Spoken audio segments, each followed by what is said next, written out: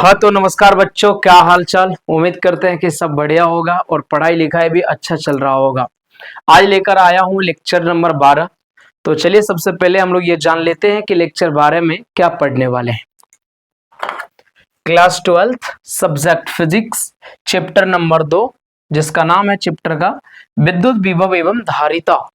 और इस चैप्टर के जो टॉपिक हम लोग कवर करने वाले हैं वो है प्राविद्युत स्लैब युक्त समांतर प्लेट संधारित्र की धारिता, है ना। ये लेक्चर नंबर कितना होगा? 12 होगा। और एक महत्वपूर्ण जानकारी, हैंड रिटेन नोट्स के लिए व्हाट्सएप करें 8733912347 पे। आज का लेक्चर शुरू करूं इससे पहले एक बात मैं आपको बता दूं। मैं उन सभी विद्यार्थियों को दिल की गहराई से बहुत बहुत धन्यवाद देना चाहता हूं, जो भी बच्चे मुझे इतना समर्थन कर रहे हैं, मुझे इतना सपोर्ट कर रहे हैं, वीडियो लगातार शेयर कर रहे हैं अपने दोस्तों के साथ और कमेंट अच्छे अच्छे आ रहे हैं। मैं उन बच्चों को अगेन दिल की गहराई से बहुत बहुत धन्यवाद देना चाहता हूं, शुक्रिया अदा करना चाहता हूं। चलिए आपसे भी रिक्वेस्ट है मेरा, वीडियो को लाइक करिएगा और अपने दोस्तों के साथ साझा करिएगा। चलिए आज का लेक्चर हम लोग शुरू करते हैं।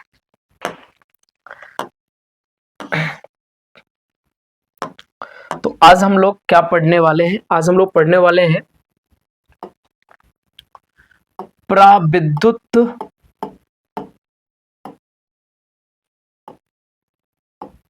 स्लैब युक्त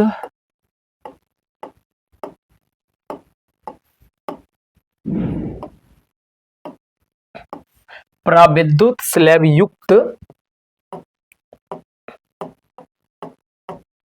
समांतर प्लेट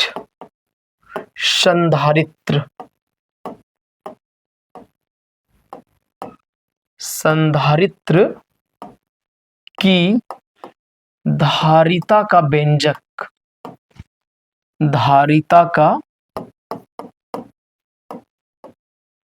व्यंजक। अब आपके मन में जो पहला सवाल आ रहा होगा कि सर ये प्राविद्युत क्या है ना। आपके मन में ये सवाल आ रहा होगा। हालांकि हमने लेक्चर नंबर 9 में प्राविद्युत के बारे में पढ़ाया है, डाइलेक्ट्रिक के बारे में पढ़ाया है। यदि किसी कारणवश आपने नहीं पढ़ पाया या आपने अगर पढ़ा भी है तो आप पुनः एक बार देख लीजिए। अगर आपको पूरे डिटेल में जाननी है तो आप लेक्चर नंबर 9 जाकर के देख लीजिए, प्राविद्युत पदार्थ के बारे में मैंने पढ़ा रखा है। फिर भी मैं थोड़ा सा यहाँ पे समझा देना चाहता हूँ प्राविद्युत पदार्थ का मतलब क्या होता है ना। प्राविद्युत, इसको अंग्रेजी में डाई इलेक्ट्रिक भी कहते हैं, ठीक है। इसको समझ लेते हैं। देखिए, ऐसे पदार्थ को प्राविद्युत पदार्थ कहा जाता है जिसको अगर विद्युत क्षेत्र में रख दिया जाए तो उसके जो पृष्ठ है ना, विपरीत पृष्ठ, वो धनात्मक और ऋणात्मक आवेश से आवेशित हो जाते हैं। तो ऐसे ही पदार्थ को कहते हैं प्राविद्युत पदार्थ। उदाहरण के तौर पे अगर मैं एक एग्जांपल यहाँ पे सेट करना चाहूं, सपोज करिए कि यहाँ पर एक हमारे पास कोई पदार्थ है, ठीक है। यहाँ पे कोई क्या है? पदार्थ है, ठीक है ना। अब ये पदार्थ में आप ऐसे सपोज करिए कि इस तरह से विद्युत क्षेत्र है, विद्युत क्षेत्र लगा हुआ इस पर, मतलब पदार्थ पर विद्युत क्षेत्र आरोपित कर दिए।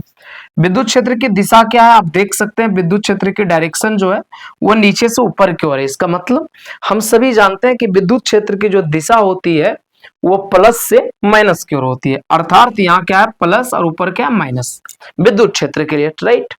तो जानते हैं इस पदार्थ में क्या होता है? इस पदार्थ में होता यह है कि इस वाले हिस्से में, मतलब ये प्लस वाले हिस्से में, ये जो देख रहे इधर हिस्सा, ये विपरीत आवेश से आवेशित हो जाता है। विपरीत आवेश से बोले तो यहाँ पे ऋणात्मक आवेश आ जाता है इस पृष्ठ पे, और बात करें अगर इस पृष्ठ का तो ये पृष्ठ पे धनात्मक आवेश आ जाता है। क्या आ जाता है? धनात्मक आवेश आ जाता है। यानी इस तरह के जो पदार्थ है, मतलब ऐसा पदार्थ जिस पर विद्युत क्षेत्र आरोपित होने से वो ध्रुवित हो जाता है। ध्रुवित हो जाता अर्थात एक पृष्ठ पर ऋण आवेश और दूसरे विपरीत फलक पे धन आवेश आ जाना, इस तरह के पदार्थ को प्राविद्युत पदार्थ कहा जाता है। ऐसे ही पदार्थ को क्या कहते हैं? प्राविद्युत पदार्थ हम कहते हैं। और ये जो घटना हुआ ना, माइनस का इधर आ जाना, प्लस का ऊपर चल जाना, इस घटना को हम कहते हैं ध्रुवन। इस घटना को क्या कहते हैं? ध्रुवन कहते हैं।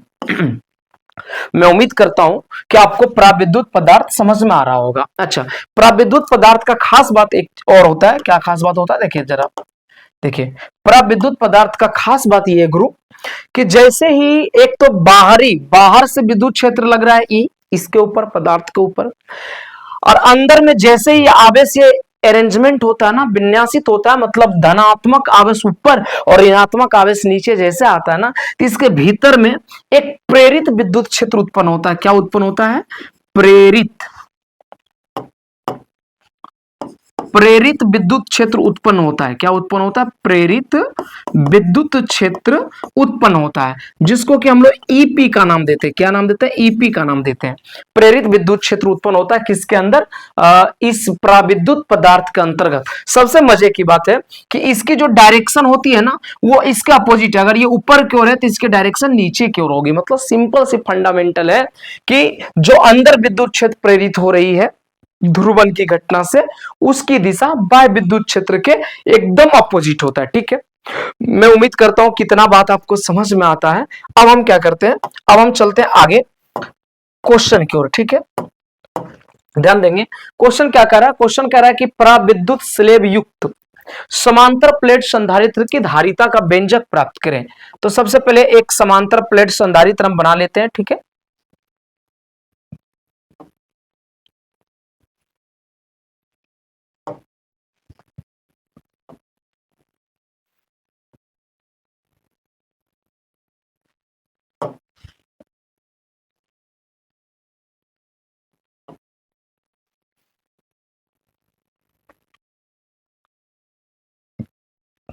चलिए ये एक समांतर प्लेट संधारित्र हो गया। सबसे पहले आपको पता है कि इसमें चार्ज की बात आती है ना, इस पे चार्ज क्या दिया जाता है? प्लस चार्ज दी जाती है इसके ऊपर। ठीक बात। और जस्ट इस पर अगर बात करें तो इस पर कैसा चार्ज होता है? इस पर माइनस चार्ज होता है ना, बराबर होता है, पर एक पर प्लस और एक पर माइनस। ठीक है, ठीक है, इसको यहां पर हम कर देते हैं ये ए कर देते हैं प्लेट का नाम, और इस प्लेट का नाम हम बी कर देते हैं। ठीक है, चलिए अब क्या करेंगे, इसके भीतर ना, इसके भीतर हम क्या करेंगे, एक प्राविद्युत स्लैब रखेंगे। ठीक है, क्या रखेंगे? प्राविद्युत स्लैब को रखेंगे। ठीक है, मान लीजिए कि एक प्राविद्युत स्लैब है, प्राविद्युत स्लैब समांतर प्लेट का अंदर हमने रख दिया। ठीक है, अब चलिए इस बात को समझने की कोशिश करते हैं कि यह होना क्या है। सबसे पहले यह बात समझ लो कि दोनों प्लेटों के बीच की जो दूरी है,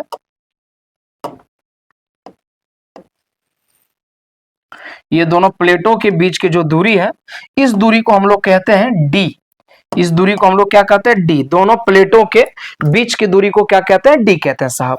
और ये जो स्लैब है ना, स्लैब की जो चौड़ाई है, इसकी चौड़ाई को हम लोग टी मान लेते हैं। कितना मान लेते हैं सर? टी मान लेते हैं। ठीक है, चलिए आप समझते होगा यहाँ पे क्या। ठीक है, सिंपल सी बात है, यहाँ पर एक विद्युत क्षेत्र उत्पन्न हो रहा है, सॉरी उत्पन्न नहीं बल्कि विद्युत क्षेत्र है। कौन सा विद्युत क्षेत्र है? अगर आप समझ पाए तो प्लस से माइनस की ओर एक विद्युत क्षेत्र होगा ना, ये विद्युत क्षेत्र, राइट। इसको हम मानते हैं ई नॉट, जो बाह्य विद्युत क्षेत्र है, इसको हमने क्या मान लिया? ई नॉट मान लिया। ये विद्युत क्षेत्र किस पे लग रहा है भाई साहब? प्राविद्युत पदार्थ पे लग रहा है। किस पे लग रहा है? प्राविद्युत पदार्थ के ऊपर लग रहा है। आप सभी को यह बात भली भांति पता है कि जब प्राविद्युत पदार्थ पर बाह्य विद्युत क्षेत्र आरोपित होता है, जैसा कि मैंने बताया, तो यह ध्रुवित हो जाता है। ध्रुवित होने का मतलब इधर प्लस प्लस है तो इधर क्या हो जाएगा? Minus minus. इसके क्या हो जाते हैं? माइनस माइनस इधर उत्पन्न हो जाते हैं, और इधर माइनस है तो इस सिरे पे क्या उत्पन्न हो जाएंगे? प्लस प्लस उत्पन्न हो जाएंगे। अब ये क्या हो गया? ध्रुवित हो गया। जो प्राविद्युत पदार्थ हमने दोनों समांतर प्लेट के मध्य में रखा था, ये क्या हो गया? ध्रुवित हो गया। ध्रुवित होने का मतलब अंदर में एक विद्युत क्षेत्र ये उत्पन्न करेगा, जिसको हम लोग बोलते हैं ईपी। क्या बोलते हैं? ईपी। लेकिन जानते हैं इसके डायरेक्शन उल्टा होता है। बाह्य विद्युत क्षेत्र इस डायरेक्शन में है, यानी कि लेफ्ट टू राइट है, तो इसका होगा राइट टू लेफ्ट, माने अपोजिट डायरेक्शन में होता है। तो बताइए, एक विद्युत क्षेत्र जो बाह्य विद्युत क्षेत्र इधर लग रहा है और एक जो प्रेरित विद्युत क्षेत्र वो उधर लग रहा है, तो परिणामी विद्युत क्षेत्र ये दोनों घट के इसका आएगा कि नहीं आएगा? ठीक बात। तो चलिए इसका हम क्या निकालने की कोशिश करेंगे? इसका निकालने की कोशिश करेंगे हम धारिता, है ना। इसका हम क्या निकालना चाहेंगे? धारिता निकालना चाहेंगे, राइट। आइए सबसे पहले देखते हैं धारिता ना, इसको थोड़ा हटा लेते हैं। आइए सबसे पहले इसका धारिता निकालते हैं हम लोग, ठीक है। आप सभी ये बात जानते हैं, मैंने बताया भी आप लोगों को कि धारिता निकालना है मतलब सी निकालना है। धारिता निकालना है इसका मतलब क्या निकालना है सर? सी निकालना है।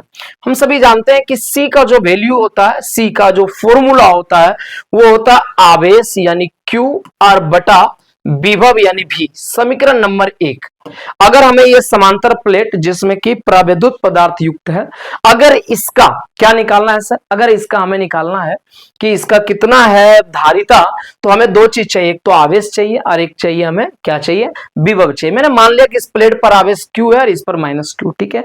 आवेश का कोई चिंता है नहीं। अब बात करते हैं विभव का। हाँ, तब विभव निकालना सच में एक यहाँ पे थोड़ा समझदारी भरा चीज होगा। अगर मैं बात करूं विभव की, कोई भी विभव या विभवांतर आपको निकालनी है, विभवांतर, देखिए विभवांतर बराबर यानी कि V इक्वल टू, मैंने बता रखा है एक सूत्र, क्या बता रखा है? विद्युत क्षेत्र ना, विद्युत क्षेत्र गुना दूरी। अगर आपको निकालनी है विभवांतर का मान, तो इसके लिए क्या करना पड़ेगा? विद्युत क्षेत्र और गुना क्या करना पड़ेगा? दूरी करना पड़ेगा, ठीक है। यहां तक बात आप समझते हैं? अगर मैं बोलूं कि प्राविद्युत पदार्थ के लिए बताइए आप, प्राविद्युत, ध्यान देंगे, प्राविद्युत स्लैब के लिए, प्राविद्युत स्लैब के लिए आपसे पूछा जाए के लिए विभवांतर बताइए, तो आप क्या बताएंगे? विभवांतर बताइए। तो सूत्र ऊपर में लिखा हुआ है, इसको मैं V1 मान लेता हूं, ठीक है। सूत्र ऊपर में लिखा हुआ, क्या लिखा हुआ सर? विद्युत क्षेत्र गुना दूरी। क्या लिखा हुआ सर? विद्युत क्षेत्र गुना दूरी। अब समझ में आना चाहिए कि विद्युत क्षेत्र इसका कितना होगा भाई साहब। इसका विद्युत क्षेत्र देखिए, बाय विद्युत क्षेत्र क्या है? ई नोड, और अंदर में कितना उत्पन्न हुआ? ईपी। इसको घटाया क्यों? क्योंकि अपोजिट डायरेक्शन में। इसे हम परिणामी विद्युत क्षेत्र क्या मान लेते हैं? ई मान लेते हैं। क्या मान लेते हैं साहब? ई मान लेते हैं कि परिणामी विद्युत क्षेत्र जो भीतर का है, यानी स्लैब का जो परिणामी विद्युत क्षेत्र है वो क्या है? ई है। तो विद्युत क्षेत्र क्या हो गया? ई हो गया। और इसकी दूरी क्या है सर? इसकी दूरी है टी। इसकी दूरी क्या है? टी है, ठीक बात। मैं उम्मीद करता हूं कि ई गुना टी यानी क्या हो गया? ये ईटी हो गया। ये बात आपको समझ में आया होगा। यानी ये विभवांतर किसका हो गया? स्लैब का। किसका हो गया साहब? स्लैब का विभवांतर हो गया। एक चीज और मैं यहां पे हाईलाइट करना चाहूंगा, अगर आपको याद हो प्राविद्युतांक, प्राविद्युतांक यानी के का फॉर्मूला हमने बताया था। के का फॉर्मूला क्या होता है? बाय विद्युत क्षेत्र यानी ई नोड और परिणामी विद्युत क्षेत्र यानी कि ई। इसको हम क्या कहते हैं? इसको हम कहते हैं प्राविद्युतांक। अगर हमें यहां से ई का मान निकालना हो तो क्या करेंगे आप? ई का मान निकालना हो तो के इसके जगह पे आ जाएगा, यानी ई नोड बटा के। अब अगर आपकी अनुमति हो तो मैं ई के जगह पर ये बैठा दूं, क्या? ई नोड और इनटू में क्या है? टी और बटे में क्या? के। यानी कि ये जो प्राविद्युत पदार्थ है, ये जो स्लैब है, जो प्राविद्युत स्लैब हमने डाला है, उसका विभवांतर कितना निकल गया? ई नोड टी बटा के, ठीक है। अब आगे बढ़ते हैं। अब निकालते हैं शेष जो बचा है ना, प्लेटों के बीच शेष दूरी कितना बचा? देखिए, अगर स्लैब को छोड़ दे तो दूरी कितना बचा?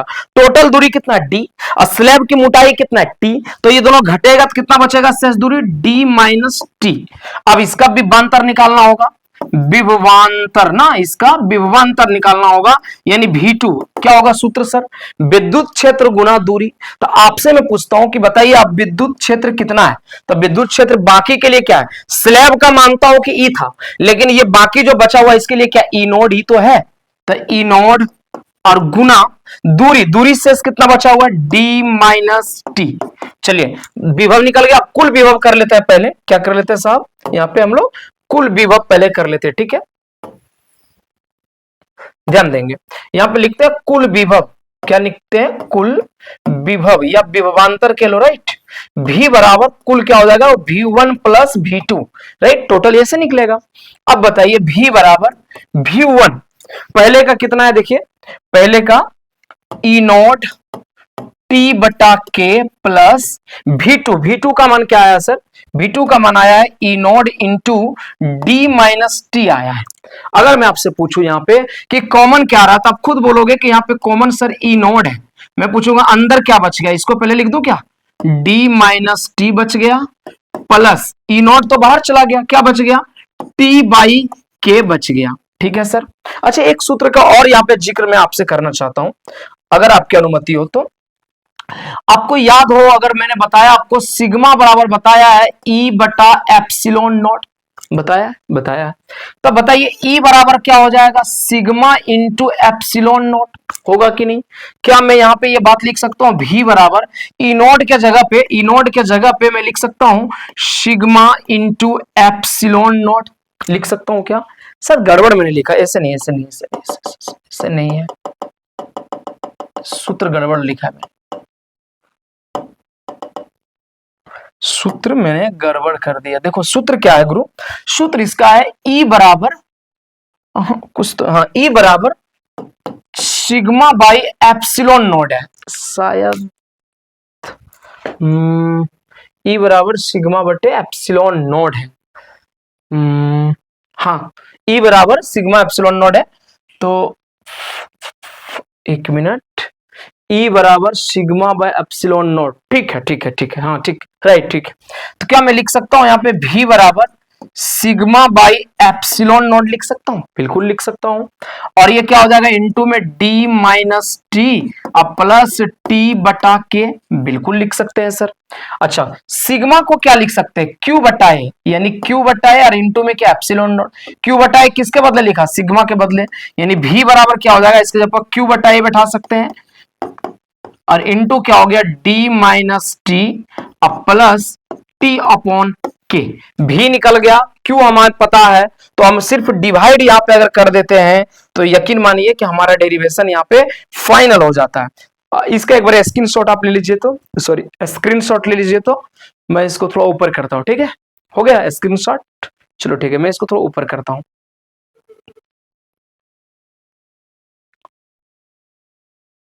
चलिए यहां बन जाएगा, है ना। यहां से देखिएगा समीकरण एक से है ना, समीकरण एक क्या है, सी बराबर क्यू बटा भी है, तो सी बराबर क्यू का क्यू और भी का मान क्या है, देखिए क्यू बटे ए एप्सिलॉन नोड इनटू में है D minus T plus T बटे के, देखिए क्यू से क्यू कट गया, ए एप्सिलॉन नोड को ऊपर कर दीजिए, तो सी बराबर क्या हो गया, ए एप्सिलॉन नोड बटा D minus T plus T बटा के, है ना। अच्छा एक बात बताइए, कॉमन लेने आपको आता है, मैं उम्मीद करता हूं कॉमन लेना आपको आता होगा, है ना।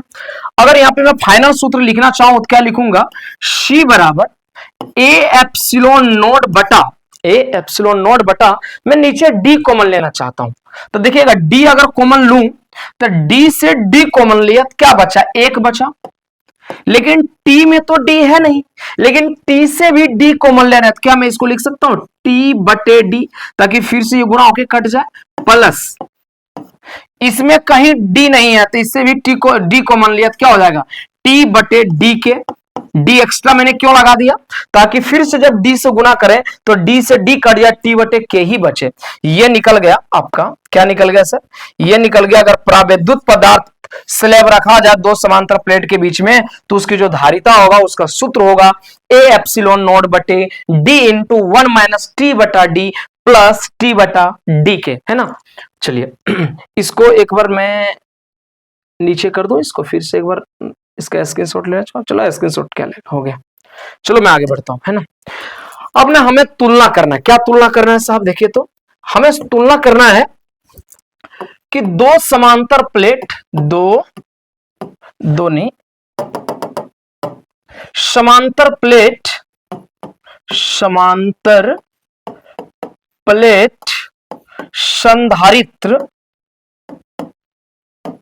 संधारित्र की धारिता, यानी जब वायु और दोनों प्लेट के बीच में ना धारिता, हम लोग पढ़े थे अगले लेक्चर में ना, क्या पढ़े थे, सी, इसको मान लो सी नोड मतलब दोनों प्लेट के बीच में, ऐसे जब प्लेट हम लोग बनाए थे तो बीच में क्या हो, नहीं कुछ हो, माने एयर यहाँ पे मौजूद होता है ना, वायु मौजूद होता है, उसके लिए हम लोगों ने क्या पढ़ा था, उसके लिए पढ़ा था ए एप्सिलॉन नोड बटा डी पढ़ा था, याद करिए, पढ़ा था कि नहीं पढ़ा था, बिल्कुल पढ़ा था।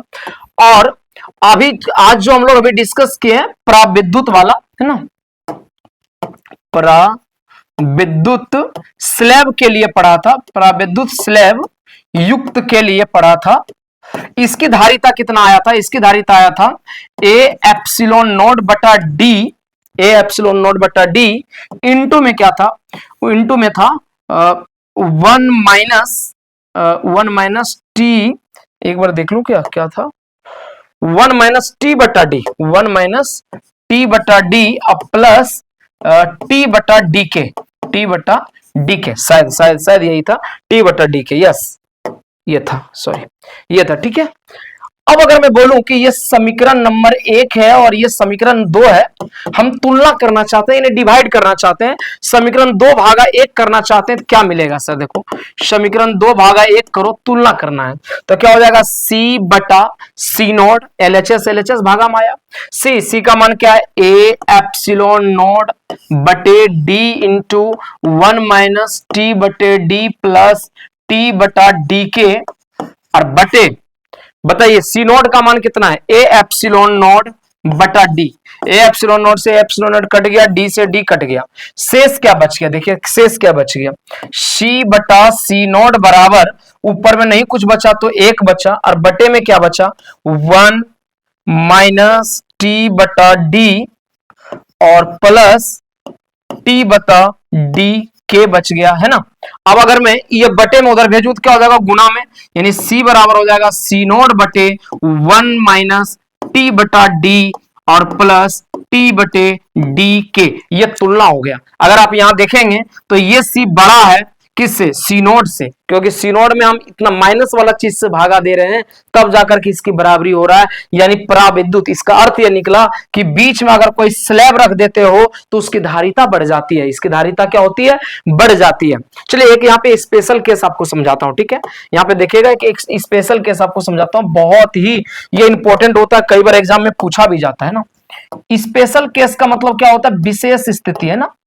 स्पेशल केस यदि ऐसा हुआ तो ना, यदि सपोज करिए कि यदि जो स्लैब मैंने डाला है, यहां पे देख सकते हैं आप, यहां पे जो स्लैब डाला है, इस स्लैब पूरी तरह से फिट हो जाए, अर्थात टी और डी बराबर हो, माने बीच की जो दूरी है और जो स्लैब है ये दोनों बराबर हो जाए, अर्थात जो समांतर प्लेट है उसमें स्लैब पूरी तरह से फिट हो जाए, है ना।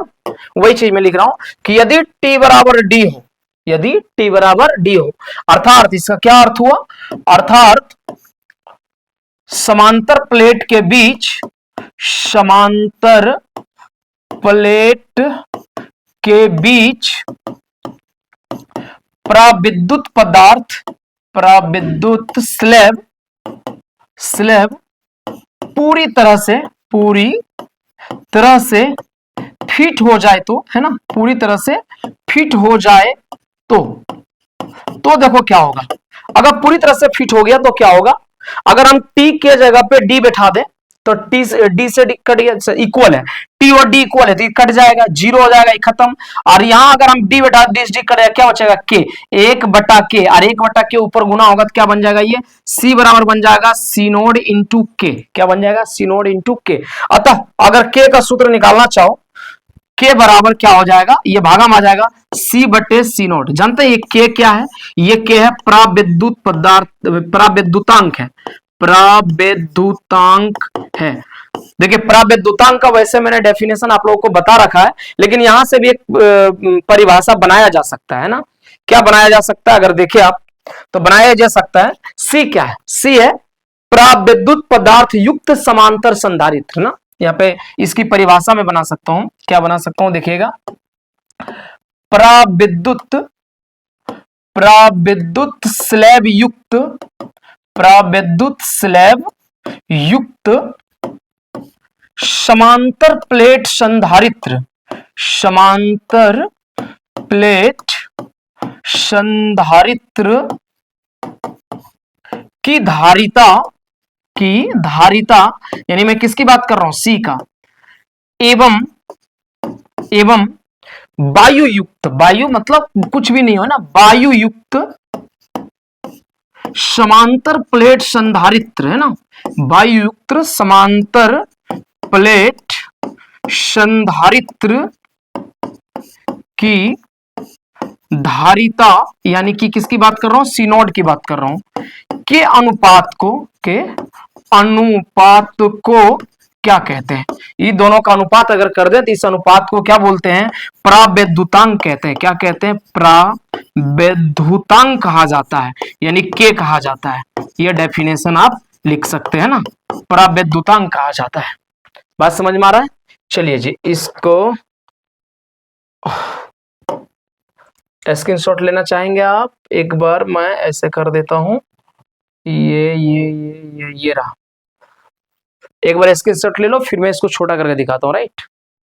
एक बार स्क्रीनशॉट ले लो इसका, ये, हाँ अब ले लीजिए एक बार स्क्रीनशॉट। स्क्रीनशॉट हो गया एक बार, ठीक है। अब इसको मैं दिखाता हूँ, इधर वाला जो मैंने लिखा था, इधर वाला है ना, इसका स्क्रीनशॉट ले लीजिए, ठीक है? चलिए ठीक है। तो भाई साहब, ये जो टॉपिक था ये कंप्लीट होता है आपका। यानी दो समांतर प्लेट के बीच में जब हम प्राविद्युत स्लैब रखते हैं तो उसकी धारिता बढ़ जाती है, और कैसे कितना बढ़ती है वो मैंने आपको बता दिया।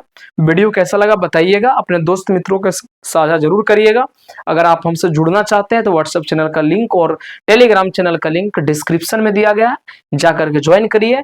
अगर आपने चैप्टर 1 या इससे पहले के लेक्चर नहीं देखे तो 1 बाय 1 लेक्चर को देखिए, नोट्स बनाइए। अगर आपको नोट्स चाहिए बनाए हुए तो आप व्हाट्सएप पे हमें मैसेज कर सकते हैं, आपको नोट्स प्रोवाइड करा दिया जाएगा।